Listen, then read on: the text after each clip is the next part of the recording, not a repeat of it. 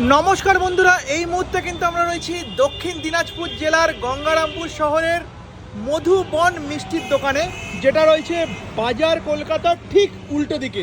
এখানে এসে আমি রীতিমতো অবাক, 2 টাকায় নাকি সিঙ্গারা পাওয়া যাচ্ছে। কি দাদা, ঠিক শুনলাম 2 টাকায় সিঙ্গারা? 2 টাকা সিঙ্গারা পাওয়া যাচ্ছে। এইগুলো 2 টাকা পিসের সিঙ্গারা রেডি করছেন? হ্যাঁ 2 টাকা পিস। আচ্ছা, এই আলুর তরকারি কিন্তু সেম, 2 টাকাটাও যেরকম তরকারি বড় সিঙ্গারাগুলোরও সেম হয়। আচ্ছা, কবে থেকে করছেন এটা 2 টাকা পিসে?